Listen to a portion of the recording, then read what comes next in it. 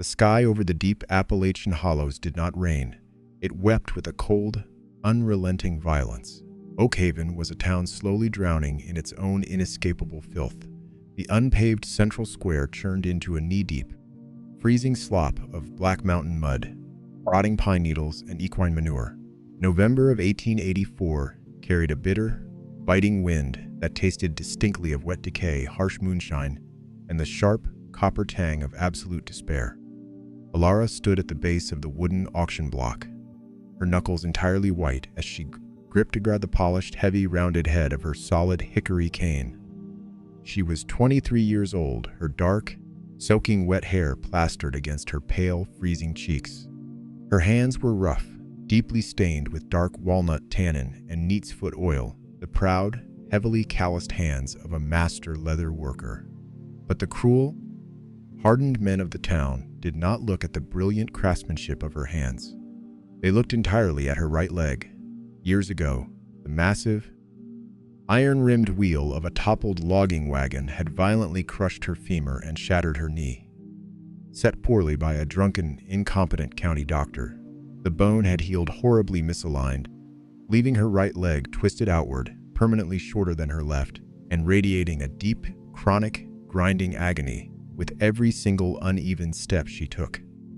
To the superstitious, shallow society of the mountains, her immense resilience meant absolutely nothing. They looked at her heavy, labored limp and saw only a broken, cursed liability. Her father had passed away 2 weeks prior, his lungs entirely calcified by the black dust of the coal seams, leaving behind a predatory, inescapable loan held by Bartholomew Cobb. Cobb was the town auctioneer and debt collector, a corpulent, sadistic man who wore a greasy bowler hat and possessed a loud, grating tongue as vicious as a rusted saw blade. To satisfy the meager ledger, Cobb had dragged the grieving, crippled woman out into the freezing deluge to sell off 5 years of her highly skilled labor to the highest bidder. "Get up those stairs, girl," Cobb sneered, his grating voice cutting through the torrential rain as he spat a stream of dark, foul-smelling tobacco juice into the mud dangerously close to her boot. Alara gritted her teeth, her jaw locking against the biting cold. She planted the heavy, iron-tipped end of her hickory cane onto the first slick wooden step of the auction platform, carefully shifting her weight. The misaligned, ruined bones in her knee screamed in fiery protest. She pulled her bad leg upward, her entire body trembling from the agonizing physical effort and the sheer freezing exposure. As she reached for the second step, Cobb's heavy, leather-shod boot suddenly swung forward. He didn't just accidentally bump her. He viciously, deliberately kicked the solid hickory cane directly out from under her resting hand. The sudden terrifying loss of support sent Alara plummeting backward into the void. She hit the freezing, churning black mud of the town square with a sickening heavy impact. The breath was violently driven from her lungs in a choked gasp. Icy, foul water instantly soaked completely through her heavy wool skirt, chilling her to the absolute marrow, while a blinding, white-hot flare of raw, electric agony shot straight up her twisted right leg and into her spine. She gasped for air, desperately trying to push herself up, but her freezing hands slipped uselessly in the thick, greasy mire. Cobb stood over her on the wooden platform, his massive belly shaking with cruel, booming, theatrical laughter. He violently slammed his wooden gavel against the auction block railing to draw the town's attention. "Now look right here, boys," Cobb hollered over the drumming, relentless rain, gesturing wildly to the crippled woman struggling in the freezing filth below him. "Who wants to start the bidding on a broken three-legged mare? Look at her. She can't even stand straight. You'll have to prop the useless thing up just to get her to stand at a washboard. A completely worthless, broken-down cripple." The gathering crowd of desperate, hardened mountain men and moonshiners erupted into a chorus of vicious, barking, merciless laughter. They pointed their dirty fingers at her ruined leg, their eyes filled with absolute, unfiltered revulsion. The humiliation was a physical, crushing, suffocating weight, far heavier and far colder than the freezing mud pulling her down into the earth. Alara squeezed her dark eyes shut, her strong spirit shattering into jagged, irreparable pieces as she reached blindly, desperately, through the freezing slop for her lost hickory cane. You are liking this story? Please subscribe. I know you must have subscribed by now, so let's continue. The howling, cruel laughter of the town square was not silenced by a shout, but by the terrifying, rhythmic, earth-shaking crunch of incredibly heavy boots stepping deliberately out from the impenetrable, rain-shrouded tree line at the edge of the hollow. Judson Knox materialized from the Appalachian fog like a mythic, vengeful leviathan carved directly from the bedrock. Known in the whispered, terrified fireside tales as the Bear, he was a colossal mountain man who resided in absolute, unbroken isolation deep within the lightless, rain-drenched depths of a steep, treacherous ravine. He stood over 6.5 feet tall, his incredibly broad, heavily muscled shoulders draped in a massive, oil-treated canvas duster that repelled the freezing deluge. He was completely, permanently mute. A horrific Confederate bayonet wound had brutally severed his vocal cords during the war, leaving a thick, jagged, raised silver scar sliced horizontally across his thick throat. Because his voice had been violently stolen from him, Judson communicated entirely through absolute, uncompromising action. In his massive, calloused, dirt-stained hands, he did not carry a simple hunting rifle. He carried a monstrous 50-90 Sharps buffalo rifle, a weapon of catastrophic, devastating power designed to drop a 2-ton beast dead in its tracks at 1,000 yards. The sneering townsfolk instantly scrambled backward in the mud, their cruel laughter evaporating into terrified, breathless silence as the towering, silent giant walked directly into the center of the square. Cobb's arrogant smirk instantly faltered, his fat fingers nervously gripping his wooden gavel as the blood drained entirely from his face. "Now see here, Knox," Cobb stammered, his grating voice cracking with sudden, overwhelming terror. "This is a legal town auction. You ain't got no business." Judson did not negotiate. He did not utter a single, silent breath of warning. His pale, flint-gray eyes locked entirely onto the cruel auctioneer with a lethal, terrifying intensity. With a fluid, breathtakingly fast motion that defied his massive bulk, Judson brought the heavy wooden stock of the Sharps rifle directly to his broad shoulder. He thumbed back the massive iron hammer with a loud metallic clack and squeezed the trigger. The catastrophic, deafening roar of the 50-90 cartridge completely obliterated the sound of the rain and the thunder. A massive, blinding tongue of white-hot fire erupted from the long iron muzzle.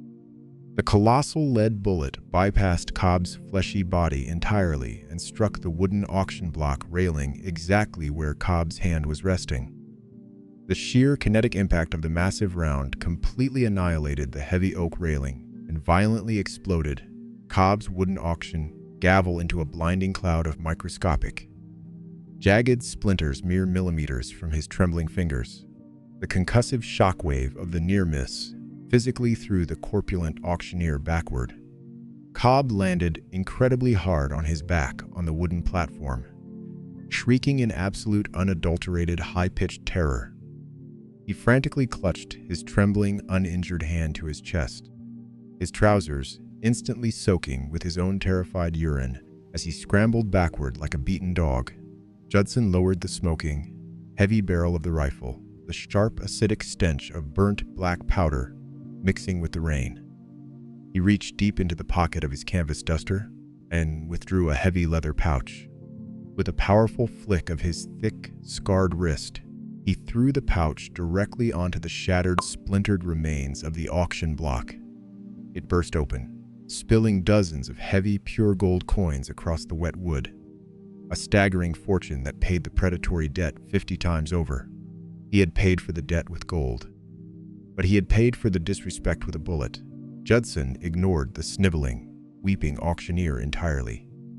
He turned his massive, imposing frame and stepped carefully into the freezing mud. He did not look at Alara with the pity or the revulsion of the town. He bent his colossal frame downward, retrieving her solid hickory cane from the deep muck, and meticulously wiped the wooden handle clean on the sleeve of his own canvas duster. He offered it to her, his massive, calloused hand waiting patiently, as solid and unmoving as an ancient oak tree. Alara looked up into his pale, quiet, flint gray eyes. She saw absolutely no mockery, no judgment of her twisted limb. She saw only a fierce, silent, profound reverence for her endurance. She gripped her hickory cane and placed her other rough, tannin-stained hand into his massive palm. Judson pulled her upright with an iron, unyielding warmth, completely bearing her weight until she had her footing secured.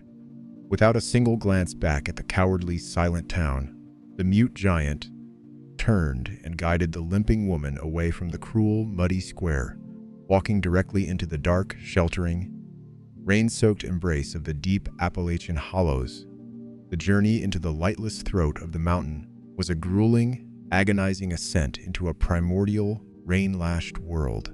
The Appalachian canopy closed tightly above them, an impenetrable woven ceiling of ancient, twisted oak branches and dripping pine boughs that completely blotted out the gray afternoon sky. The narrow, treacherous hunting trail was little more than a steep ribbon of slick, churning black mud and exposed, jagged shale roots. Every single step upward was a profound, punishing battle against gravity and the freezing elements. For Alara, the trek was a silent, excruciating crucible. The freezing mud sucked greedily at her leather boots, turning the ground into a treacherous mire. With every labored, uneven stride, the misaligned, shattered bones in her twisted right knee ground together, sending bright, white-hot flares of pure, radiating agony directly up her spine. Her heavy, solid hickory cane sank deeply into the slop, forcing her to rely entirely on the brutal, burning strength of her upper arms and her calloused hands just to heave her crippled limb forward. Yet, she did not utter a single whimper. She clamped her jaw so tightly shut her teeth ached, refusing to stop, refusing to ask for a rest, completely terrified that if she showed even a fraction of the weakness the town auctioneer had mocked, the colossal, terrifying giant leading her would realize exactly what a useless, broken burden he had purchased. Judson Knox did not drag her. He did not bark harsh, impatient commands to hurry up, nor did he sigh with the heavy, cruel frustration she had endured from her father. The mute mountain man matched his stride entirely to her broken, halting rhythm. He positioned his massive, broad-shouldered frame slightly ahead of her, using his colossal bulk as a literal physical shield to break the biting, freezing wind driving down the ravine. When the mud grew impossibly deep or the incline too severe, Judson would stop entirely, turn, and offer his massive dirt-stained hand. He did not pull her. He became the immovable, solid bedrock anchor she needed to pull herself upward. After 2 hours of punishing, freezing labor, the dense tree line abruptly broke, revealing a steep, rocky outcropping at the very heart of the lightless hollow. Built directly into the sheer, protective side of the mountain was the fortress. It was a rugged, heavily fortified, moss-covered log cabin constructed of massive, unpeeled hickory and chestnut timbers. The thick chinking between the logs was packed with dry red clay and river stones. The heavy overhanging roof of cedar shakes was dark with rain, blending the structure seamlessly into the ancient dripping forest. It was a place built for absolute, uncompromising survival, heavily insulated against the brutal mountain winters and the prying eyes of the cruel valleys below. Judson pushed open the heavy, iron-banded oak door. The interior of the cabin was a pitch-black, claustrophobic vault, smelling intensely of aged wood smoke, damp earth, dried tobacco leaves, and the metallic oiled scent of heavy firearms. He struck a sulfur match, the sudden, brilliant flare illuminating his heavily scarred throat and his pale, flint-gray eyes. He lit a kerosene lantern hanging from a low rafter, and then knelt before a massive riverstone hearth, taking up the entire far wall. Within moments, he had coaxed a roaring, brilliant white-hot fire to life, instantly chasing the freezing, damp chill from the thick air. The flickering orange light revealed a Spartan, fiercely utilitarian existence. Iron traps hung from hand-forged nails. Heavy, salt-cured venison hams swung from the rafters. To the left of the hearth was a massive, incredibly thick timber bed frame, piled high with luxurious, heavy black bear pelts and thick woolen quilts. Judson stood from the fire. He turned to Elora, who was shivering violently in her soaked wool skirt, leaning heavily on her hickory cane near the door. He pointed his thick, calloused finger directly toward the heavy, warm bed. He then walked to a wooden chest, extracted a single, incredibly thin, moth-eaten wool blanket, and moved to the exact opposite corner of the room, near the drafty, cold floorboards by the heavy oak door.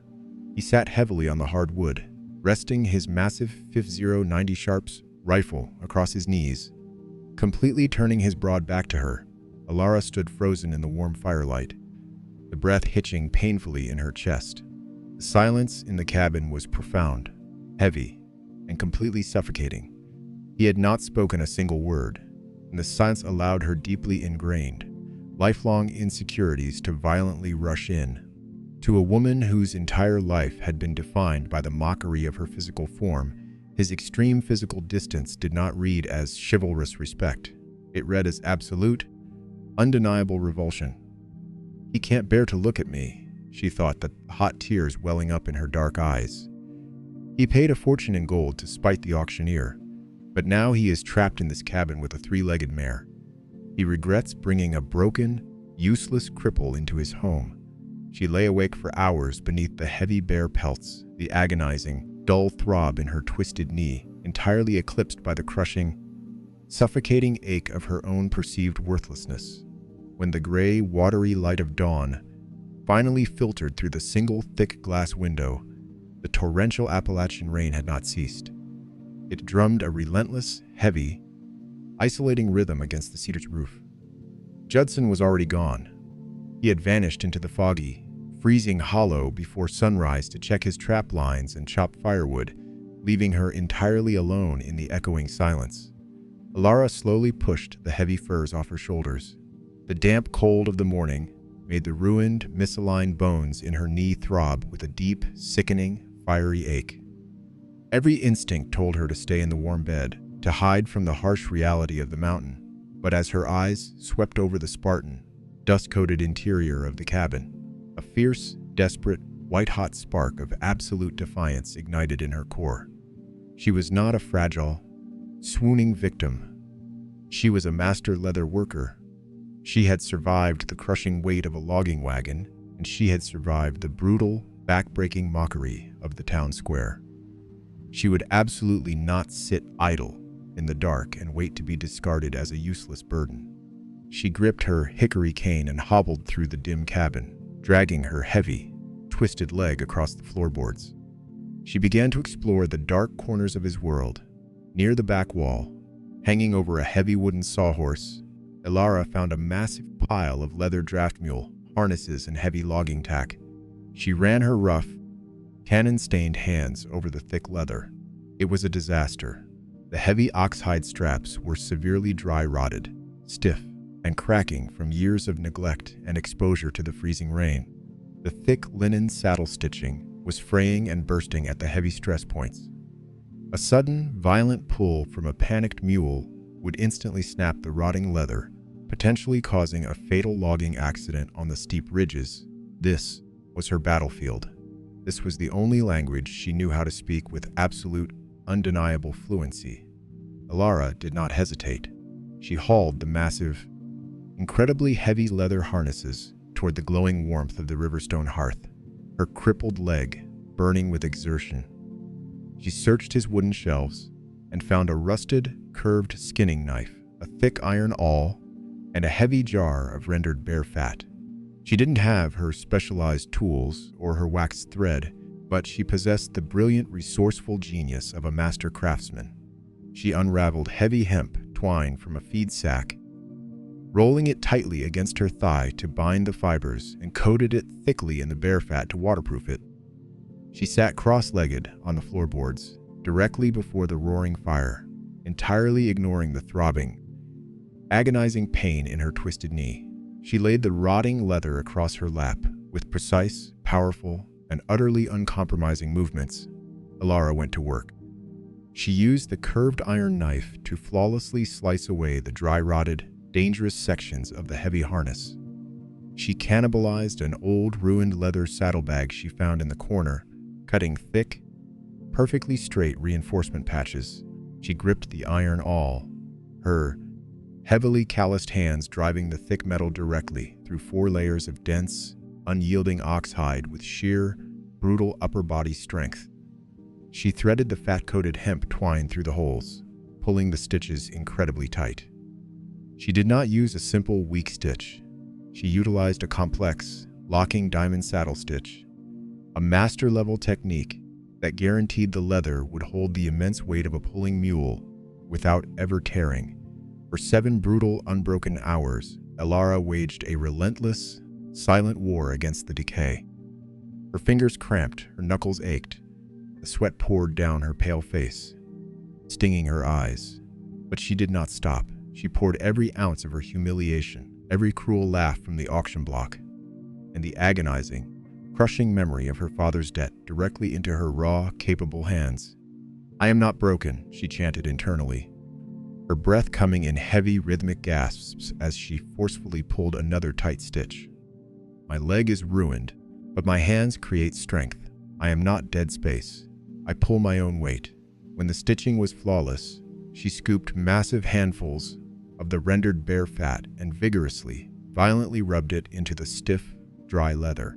She worked the grease deeply into the pores of the hide, using the blistering heat of the hearth to melt the fat until the dry, cracking harnesses were transformed into incredibly supple, rich, waterproof, and indestructible tack. As the dark, stormy afternoon bled into evening, the heavy oak door of the cabin violently swung open. Judson Knox stepped out of the freezing, torrential rain. He was entirely soaked, his massive canvas duster dripping black mud onto the floorboards. He carried an impossibly heavy load of split hickory logs piled high in his massive arms. He froze entirely in the threshold, his pale, flint-gray eyes widening in sheer, unadulterated shock. The dusty-smelling air of the cabin had been completely eradicated. The cavern smelled fiercely of clean wood smoke, melted fat, and incredibly rich, cured leather. Hanging impeccably over the heavy wooden sawhorse were his draft mule harnesses. They were entirely transformed. The rotting, dangerous tack had been completely rebuilt, reinforced with flawless, heavy saddle stitching, and oiled until the thick ox hide gleamed with a deep, indestructible luster. It was not just a repair. It was a breathtaking work of master-level, functional art. And sitting on the floorboards before the blazing hearth was Elara. She was covered in grease and sweat. Her chest was heaving, with deep, ragged gasps of pure physical exhaustion. Her hands were raw, red, and trembling from the massive upper body exertion. She did not look away, and she did not attempt to hide her heavy, twisted leg stretched out awkwardly on the floorboards. She gripped her hickory cane, pulling herself upright with agonizing effort, trembling from the exertion, her dark eyes locking onto his with a fierce, burning, unbreakable defiance. She was waiting for him to inspect the work. She was waiting for him to tell her she had ruined his gear. Judson stared at the heavy, flawlessly repaired leather harnesses, and then his pale, flint-gray eyes dropped to her greasy, blistered, trembling hands. He had survived the absolute most brutal, unforgiving horrors of a horrific war and the lethal isolation of the deep hollows. But as he looked at the sheer, monumental grit and breathtaking physical capability radiating from the crippled woman he had pulled from the mud, the colossal mountain man realized with a sudden, violent, earth-shattering clarity that he had not brought a fragile, broken victim into his sanctuary. He had brought home absolute, indestructible iron. That absolute, indestructible iron anchored his heavy, mud-caked boots to the floorboards for a long, breathless eternity. Judson slowly let the massive pile of split hickory logs slip from his arms, the wood clattering heavily against the stone hearth. He did not step forward with a patronizing, gentle smile, nor did he offer a meaningless nod. He walked deliberately to the wooden sawhorse and ran his incredibly thick, severely scarred fingers over the rich, oiled oxhide, and the flawless, locking diamond saddle stitching. He understood the brutal, tearing physical toll such a repair required. He turned his pale, flint-gray eyes back to Alara, staring at her raw, bleeding hands and her heavy, twisted leg. In that profound, heavy silence, he did not see a broken mare. He saw a fellow survivor, a woman who spoke the exact same silent, uncompromising language of grit and utility that he did. For the next 3 weeks, the deep Appalachian Hollow became a true, breathing sanctuary. The relentless November rains continued to batter the cedar roof, but inside the fortified log cabin, a delicate, profound rhythm of mutual reliance took root. Judson hunted the steep ridges, returning with heavy cuts of wild turkey and venison, while Alara commanded the hearth and the workbench. She moved through the cabin with a steady, heavy, rhythmic thud drag of her hickory cane, her dark eyes reflecting the warm firelight, the suffocating shadow of the auction block slowly receding from her posture. Then, on the suffocating, pitch-black evening of the 24th day, the Appalachian sky tore completely open. It was not a standard mountain storm. It was a catastrophic torrential deluge that turned the steep, heavily forested ravines into roaring, churning rivers of black water and loose shale. The deafening roar of the rain pounding against the cabin roof was loud enough to vibrate the cast iron skillets hanging on the walls. Judson had gone out into the freezing, chaotic darkness to secure the heavy timber doors of the mule shed on the lower slope. Alara was sitting by the fire, oiling a bridle, when the ambient, thunderous noise of the storm was suddenly pierced by a deep, terrifying, subterranean groan. The earth itself was giving way. A massive mudslide, triggered by the supersaturated, unstable soil on the ridge directly above the shed, gave way with a sickening, catastrophic roar. Thousands of pounds of black mud, jagged limestone boulders, and massive uprooted oak trees cascaded violently down the slope. Alara felt the impact through the floorboards before she heard it. She did not freeze. She dropped the leather, grabbed her solid hickory cane, and threw open the heavy oak door. The freezing, horizontal rain instantly plastered her clothes to her skin, blinding her in the pitch-black night. "Judson!" she screamed, her voice entirely swallowed by the apocalyptic roar of the storm. There was no answer. There could be no answer. Alara plunged out into the torrential deluge, stepping off the porch directly into knee-deep, churning, black mud. The freezing slop instantly sucked at her boots. Her misaligned, shattered, right knee screamed in absolute fiery agony as she forcefully dragged her crippled leg through the thick mire. She relied entirely on her massive upper body strength, leaning her entire weight onto the hickory cane to propel herself down the treacherous, sliding slope toward the ruined shed. Through the sheet of freezing rain, she saw the devastation. A colossal ancient oak tree had been entirely uprooted by the mudslide, its massive waterlogged trunk crashing directly through the roof of the shed, and pinned beneath the crushing, terrifying weight of the main trunk, pressed brutally against a jagged limestone boulder, was Judson. The giant was trapped. The massive oak rested directly across his incredibly broad left shoulder and his thick upper arm, pinning him to the earth. He was straining with every ounce of his colossal feral strength to push the timber off, the cords of muscle in his thick neck bulging terrifyingly, but the sheer, dead weight of the waterlogged tree combined with the shifting mud was absolute. He could not leverage his legs. He was suffocating beneath the crushing weight, his pale eyes wild with silent, trapped agony. A fragile, swooning woman from the valley would have collapsed in the mud, entirely incapable of altering the brutal physics of the mountain. But Alara was forged by the weight of a crushed wagon and the merciless strength of her own hands. She did not panic. Her dark eyes scanned the chaotic wreckage. She dragged her crippled leg through the deep mud, reaching a thick, heavy, 6-foot length of splintered timber that had formed the roof joist of the shed. She hauled the heavy timber over to the massive oak trunk.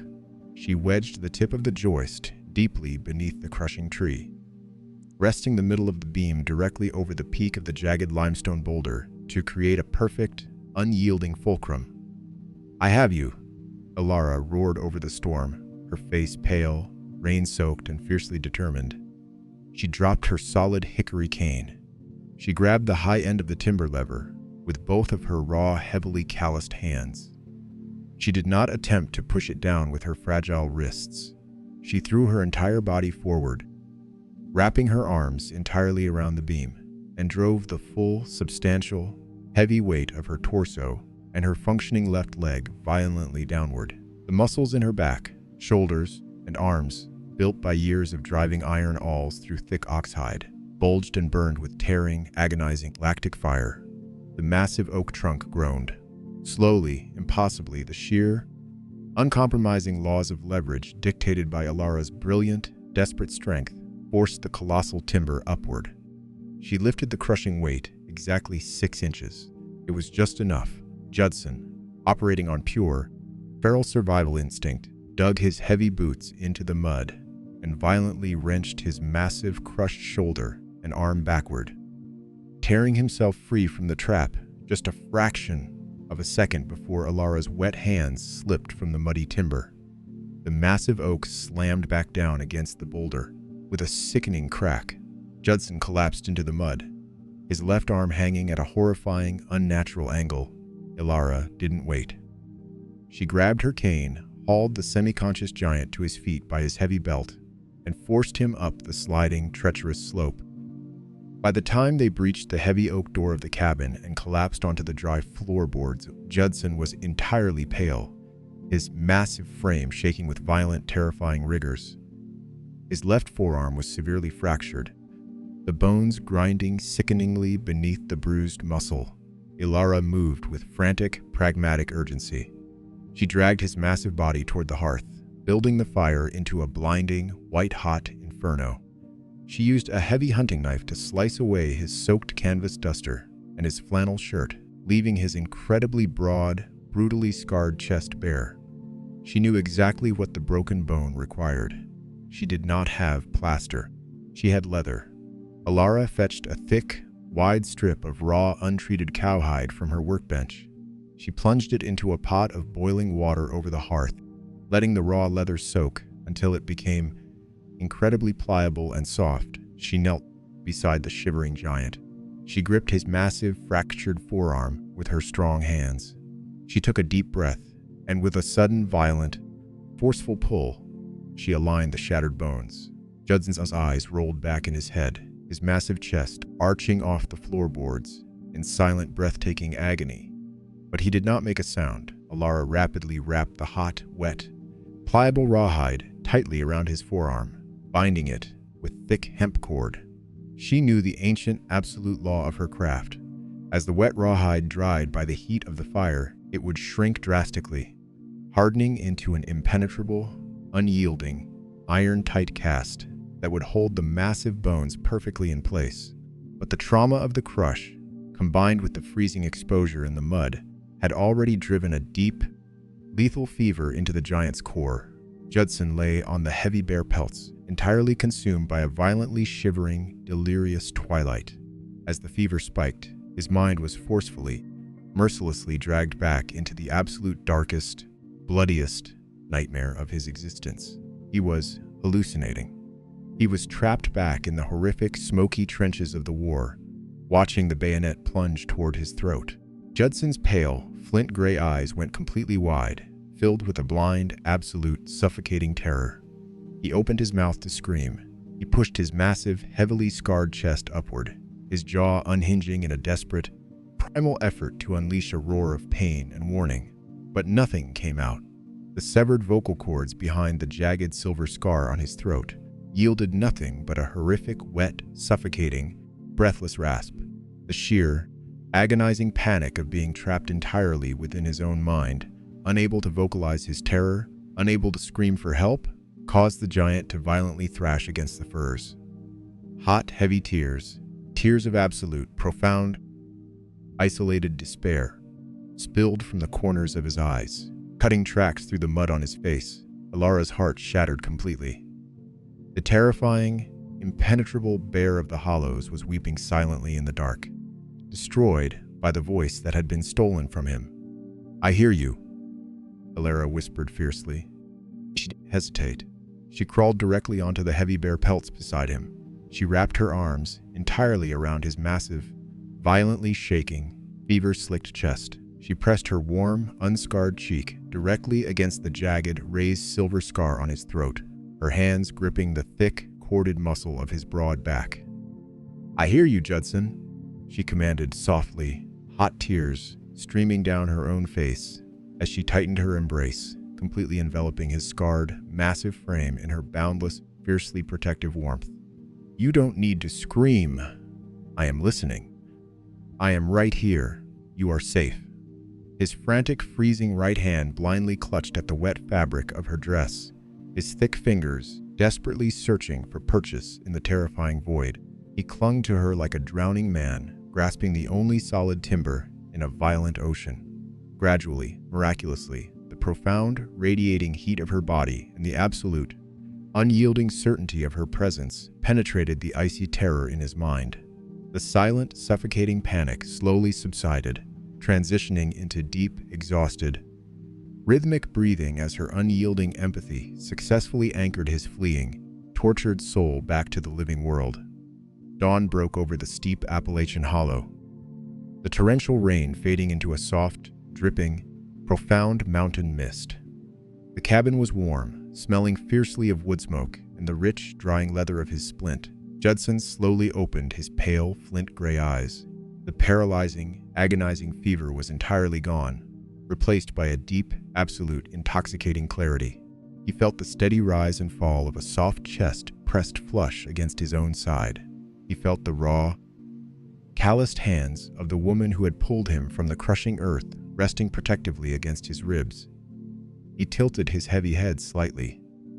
Alara had fallen asleep sitting up against the headboard, her dark hair splayed across her shoulder. Because of the chaotic rescue, her heavy wool skirt was hiked up completely, exposing her bare right leg. The horrific, misaligned, shattered ruin of her crushed knee and the twisted, scarred flesh of her calf were entirely laid bare in the pale morning light. As Judson shifted, Alara stirred instantly, her dark eyes fluttering open. She gasped softly, suddenly acutely aware of the daylight and the terrifying reality that her deepest, most profound physical shame was entirely exposed to his clear, waking gaze. The lifelong, deeply ingrained humiliation from Cobb's cruel insults and the mocking laughter of the auction block flared violently in her chest. She immediately tried to pull away, her hand shooting down to forcefully drag her heavy wool skirt over her ruined leg, shrinking backward in pure, conditioned terror of being called a broken mare. "I'm sorry," Alara stammered, her voice cracking with a raw, agonizing panic, tears instantly prickling her eyes. "I'll cover it. Don't look at it." Judson's massive right arm moved instantly, his incredibly thick, calloused fingers gently, but with absolute, unbreakable firmness, gripped her wrist, stopping her from pulling the fabric down. He pushed himself up, slightly, completely ignoring the dull, heavy throb of his splinted arm, and looked directly down into her terrified, beautiful face. He did not utter a sound, but his pale, flint-gray eyes burned with an intense, fierce, holy reverence that completely stole the breath from her lungs. He slowly reached out his massive hand. He did not flinch. He did not look upon her limb with the disgust or the pity of the valley men. His rough, dirt-stained thumb gently, reverently traced the jagged, misaligned, twisted bone of her scarred knee. He touched the ruined flesh, as if it were the most precious, sacred testament to endurance he had ever been trusted to behold. The giant looked deeply into her eyes, his silent gaze communicating a profound, earth-shattering truth louder than any spoken word ever could. "They look at this and see brokenness. I look at this and see the indestructible strength that moved a mountain to save my life." He leaned forward, closing his eyes, and pressed his warm, gentle lips directly against the twisted, scarred center of her ruined knee, kissing the very epicenter of her pain, completely and irrevocably dismantling the shame that had imprisoned her soul. Which country are you watching this video from? Please let me know in the comments below. The profound weight of that silent kiss lingered on her scarred flesh, a brand of absolute, unyielding acceptance that radiated a fierce, blooming heat straight into the very marrow of her bones.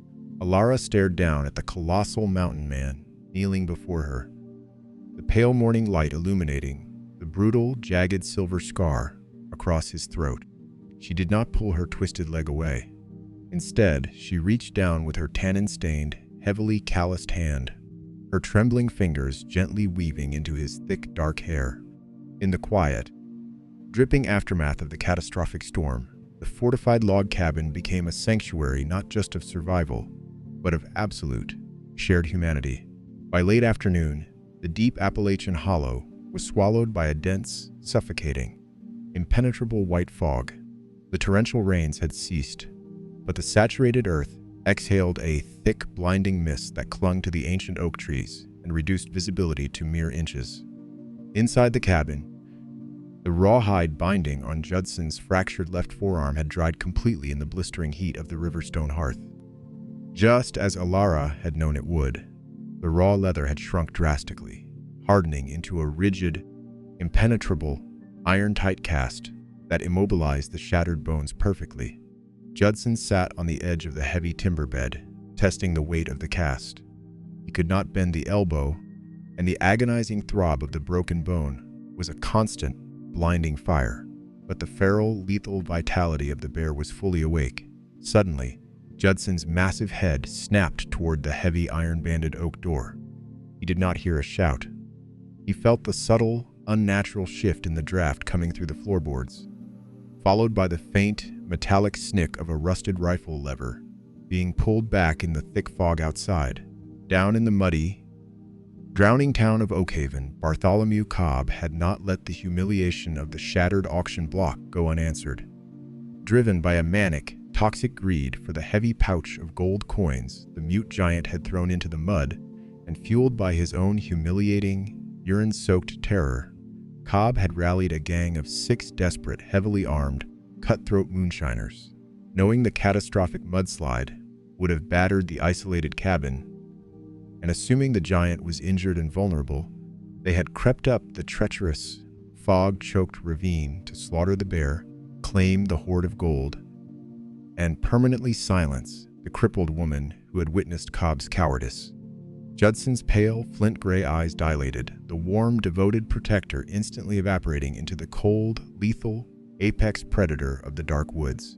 He pushed himself off the bed, completely ignoring the fiery agony in his splinted arm. He did not reach for a lantern. In the blinding, suffocating soup of the Appalachian fog, artificial light was a death sentence. Judson reached to the wall with his uninjured right hand. He hoisted the massive, devastating .50-90 Sharps buffalo rifle. Slung over his broad shoulder was a heavy, razor-sharp, double-bitted woodsman's axe. He turned to Alara, his silent gaze burning with a terrifying, protective inferno. He pointed a thick finger at the deepest corner of the cabin, behind the heavy wooden sawhorse, communicating a silent, absolute command to stay hidden. Without a single sound, the colossal, one-armed giant slipped out the back window of the cabin, dropping into the knee-deep, freezing mud, vanishing instantly into the blinding white mist. Alara backed into the shadows near the roaring hearth, her heart hammering a frantic, heavy rhythm against her ribs. She gripped the rounded head of her solid hickory cane with both of her raw, calloused hands, her knuckles turning bone-white. Outside, the hollow erupted into a silent, visceral, terrifying nightmare. The moonshiners waded through the thick fog, their rusted shotguns and repeating rifles drawn, hunting for the cabin.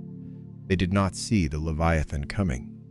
Judson moved through the blinding mist with the terrifying, fluid, completely silent speed of a predatory phantom. He erupted from the white fog behind the first 2 thugs. He could only use one arm, but the sheer, monumental strength in his right shoulder was absolute. He swung the heavy woodsman's axe in a devastating, horizontal arc. A muffled, wet, sickening shk echoed through the dripping trees as the heavy iron effortlessly cleaved through wet wool and the fragile ribs beneath. The two men were violently dragged down into the freezing mud before they could even scream, the fog instantly swallowing their thrashing bodies. Another thug turned, firing his shotgun blindly into the mist. The blast tore the bark from an oak tree, but the giant was already gone. Boom! The catastrophic, deafening roar of the .50-90 Sharps rifle completely shattered the silence of the hollow. The massive lead bullet tore through the thick fog, striking the shooter with such devastating kinetic force that his body was violently lifted off his boots and launched backward into the dark ravine. But the sheer, chaotic, deafening violence of the slaughter in the fog provided a fatal, cowardly distraction. Bartholomew Cobb had not waded into the thickest part of the tree line. The corpulent, sadistic auctioneer had crawled through the mud on his belly, bypassing the horrific melee entirely, slipping up onto the wooden porch of the cabin while the giant dismantled his men. The heavy, iron-banded oak door was violently kicked open. The wood shuddered against the frame. Cobb stepped through the threshold, gasping for the smoky air, his greasy clothes soaked with freezing mud. He held a heavy, double-barreled shotgun, the hammers already cocked back, the rusted barrel sweeping the dim, fire-lit interior. His cruel, manic eyes locked onto Alara, standing in the shadows by the hearth. "Well, look at the broken, three-legged mare," Cobb hissed, his grating voice trembling with a toxic, malicious arrogance. He stepped further into the claustrophobic cabin, his boots tracking thick black mud across the floorboards. "I knew I'd find you cowering in the dark. Your savage is bleeding out in the mud, girl. Where is the rest of the gold?" Alara's breath hitched painfully in her throat. The sudden, paralyzing sight of the cruel tyrant who had dragged her onto the auction block, the man who had mercilessly kicked her cane away and laughed at her agony, sent a blinding spike of ingrained terror straight into her veins. "I said, where is the horde, you useless, crippled beast?" Cobb spat, gesturing violently with the heavy barrels of the shotgun. "You cost me my pride in that square. I'm taking the gold, and I'm going to blow a hole straight through your twisted leg so you can never crawl out of this cabin. Now drop the stick." He expected her to weep. He expected the fragile, humiliated, crippled woman from the freezing mud of Oak Haven to collapse onto her knees, begging for her miserable life, paralyzed by the sheer, suffocating shame he had relentlessly driven into her soul. Alara did not weep. She did not attempt to hide her ruined right leg, nor did she cower into the shadows of the sawhorse. The suffocating, decades-long terror of being a shamed, broken victim vanished entirely. It was completely, irrevocably incinerated by a blinding, white-hot inferno of absolute, protective fury. She was not a broken mare. She was not a useless cripple. She was the master leather worker who had manually hauled a crushing, colossal oak tree off a dying man. She was the absolute matriarch of the Dark Hollow. Alara did not drop her cane.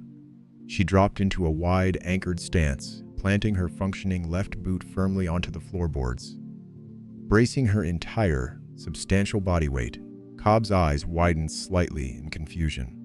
"Drop the stick, you dumb cripple," he screamed, his fat finger tightening on the triggers. Alara gripped the thick, solid shaft of the heavy hickory cane with both of her raw, lye-stained hands. She did not attempt to swing the heavy wood with her wrists.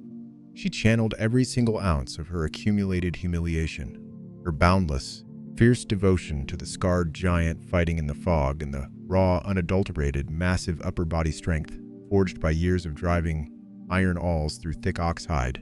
"I am not broken," Alara roared, a primal, feral, deafening battle cry that shook the very rafters of the log cabin.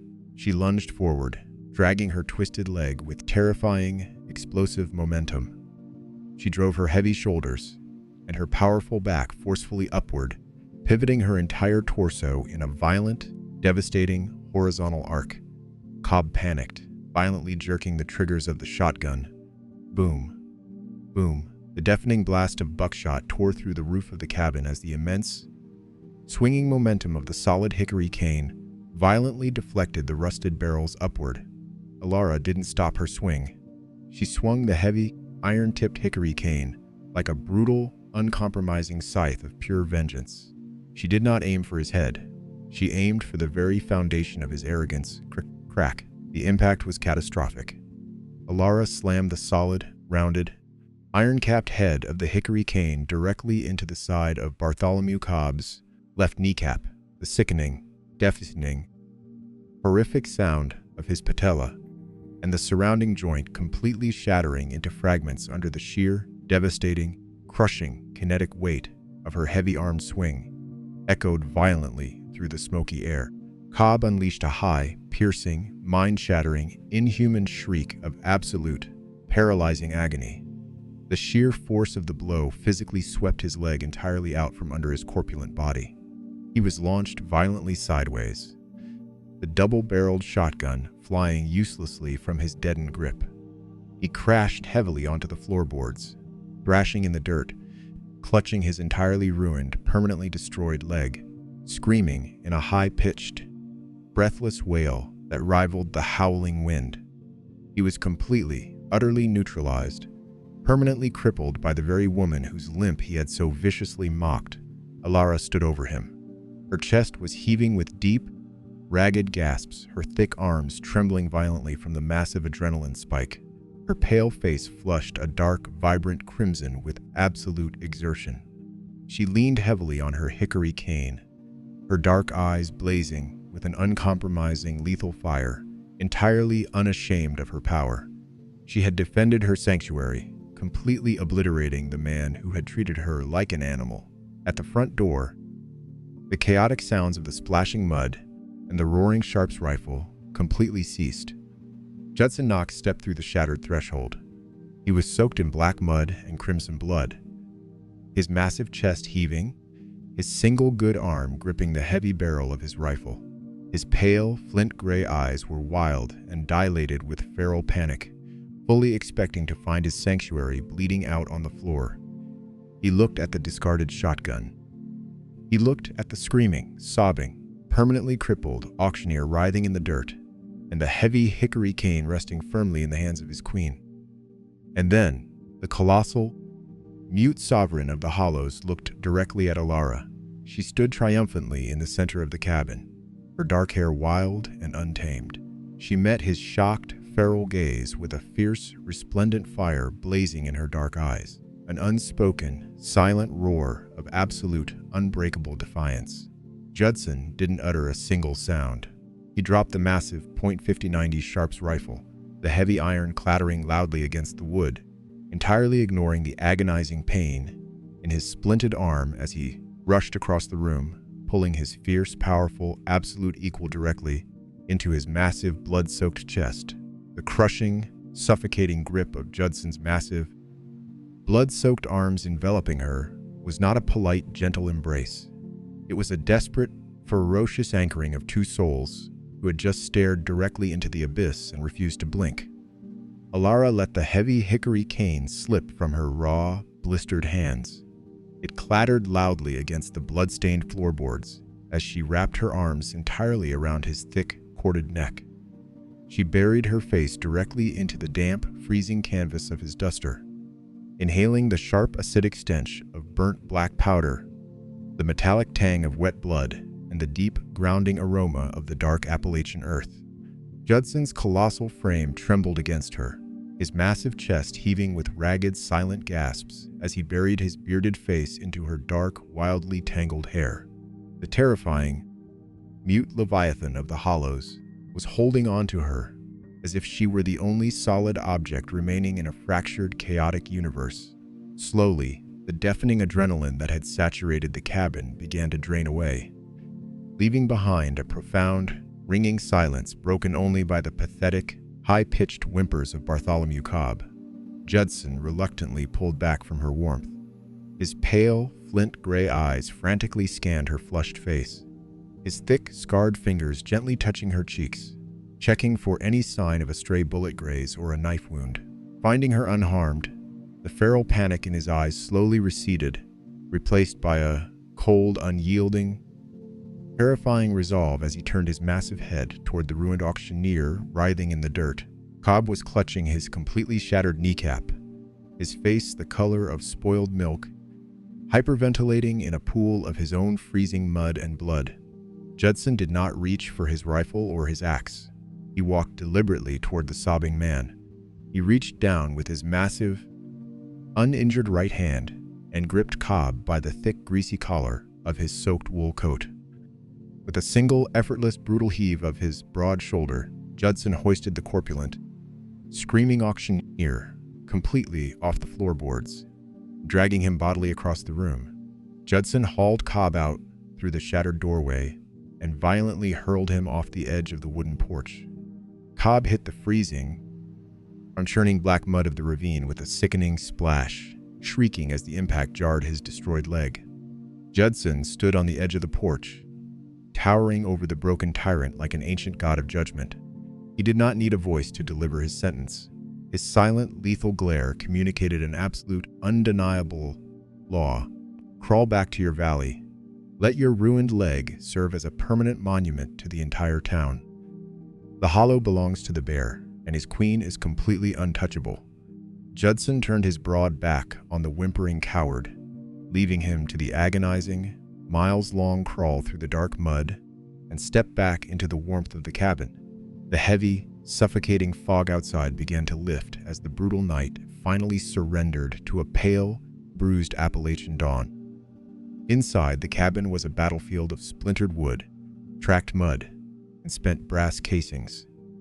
Alara had already moved to the riverstone hearth, tossing fresh hickory logs onto the glowing embers until the fire roared into a blinding, white-hot inferno. She fetched a heavy iron basin of clean cistern water and a stack of linen rags.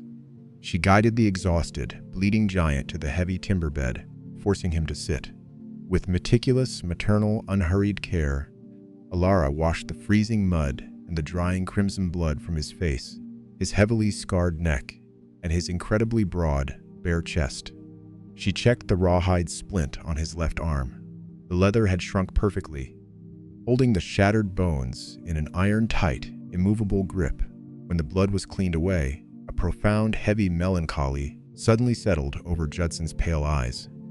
The adrenaline had faded, leaving only the agonizing, crushing weight of his own perceived monstrousness. He looked around the ruined cabin, at the bullet holes in the roof, the blood on the floorboards, and the sheer, chaotic violence he had dragged this brilliant, resilient woman into. He stood up abruptly, fighting a wince of pain, creating a sudden, chilling physical distance between them in the warm air. Judson walked to the hearth. He reached into the cold ashes at the edge of the fire pit and retrieved a thick, blackened piece of charred oak. He found a smooth, pale scrap of tanned deer hide resting on Alara's workbench. Moving with a grim, agonizing deliberation, his thick, scarred fingers dragged the crude charcoal across the leather, spelling out jagged, heavy letters. He walked back to the bed and placed the leather scrap directly onto Alara's lap. Next to it, he dropped the massive, heavy leather pouch of pure gold coins he had retrieved from the mud of the town square. Alara looked down at the crude charcoal handwriting. Take the gold. Go to the city. Buy a doctor. Fix the leg. Too much blood here. Alara's breath caught in her throat. She looked up. Judson was standing near the door, his broad shoulders slumped, his pale eyes completely shattered, filled with a self-loathing so immense it threatened to swallow the hollow entirely. He was trying to send her away. He truly, deeply believed that his silent, feral, blood-soaked world was completely unfit for her.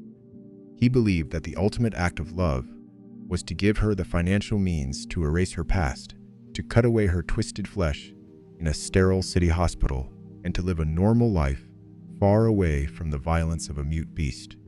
Alara stared at the heavy pouch of gold. It was the ultimate key to absolute societal power. It was enough wealth to buy the finest orthopedic surgeons in Philadelphia or New York. It was the absolute end of her limp, the end of the pain, the end of being a broken mare. Alara slowly reached out with her raw, tannin-stained hands. She picked up the heavy leather pouch of gold. Judson squeezed his eyes tightly shut, bracing his scarred soul for the excruciating, final sound of the coins shifting, preparing for her to pack her things and leave him to rot in the silent dark forever. Alara did not pack the gold. She turned her upper body and violently hurled the massive pouch of gold coins directly into the deepest, darkest corner of the cabin. The heavy leather struck the log wall with a resounding thud, the gold scattering uselessly into the shadows, entirely ignored and rejected. Judson's eyes snapped open in sheer, unadulterated shock. Alara picked up the scrap of leather with the charcoal writing. She threw it directly into the blazing hearth, watching the flames instantly consume the cruel, misguided words. She gripped her heavy, solid hickory cane. With a fierce, powerful heave, she pulled herself upright, her dark eyes blazing with an overwhelming, consuming inferno of absolute, unshakable devotion. She closed the distance between them, dragging her crippled leg across the floorboards, refusing to hide it, refusing to be ashamed of it. "Fix the leg?" Alara demanded, her voice ringing out with a fierce, crystalline authority that commanded the very mountain to bow. She marched right up to his towering frame, reaching out and gripping the fabric of his canvas duster, pulling the giant forcefully downward until his face was inches from hers. "Fix it so I can be palatable to a civilized world," she whispered fiercely, her voice trembling with raw, tectonic emotion. "The same world that laughed at my pain? The world that put me on a wooden block to be sold to a coward?" She pressed her palm gently against the thick, jagged silver scar on his throat, her thumb tracing the ruined flesh that had stolen his voice. "I was told my entire life that my limp made me worthless," Alara stated, the hot tears finally spilling over her cheeks, landing on his heavy canvas coat. "But you looked at my twisted bones and called me unbreakable iron. You kissed the very thing the world despised. I do not want their sterile hospitals, Judson. I do not need a surgeon to cut away my past, because my past is the armor that allowed me to survive long enough to find you." She leaned her full, substantial weight directly against his massive, broad chest, forcing him to bear her, forcing him to accept that they were entirely, irrevocably tethered. "I am never leaving this mountain," she breathed, her lips brushing his bearded jaw. "Your silence speaks louder and kinder to me than any voice on this earth. My home is right here." The impenetrable stoic walls of the bear instantly, completely disintegrated into dust. A raw, guttural, jagged sob, entirely silent but carrying the kinetic force of a collapsing star, tore itself from the very depths of his massive chest. He collapsed to his knees on the hard floorboards, completely ignoring the fiery agony in his splinted arm. His enormous right arm wrapped desperately around her waist, pulling her flush against him.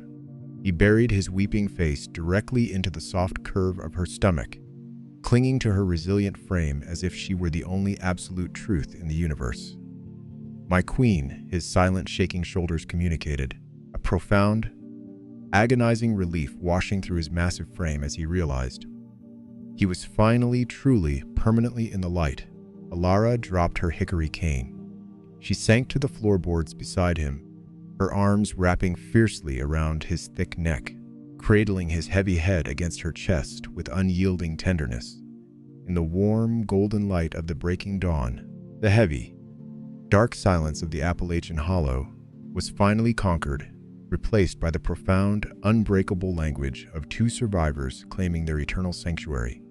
5 years later, the steep, lightless Appalachian ravine bore no resemblance to a dark, brooding tomb. The fortified log cabin had been magnificently expanded into a sprawling, sun-drenched, heavily timbered homestead.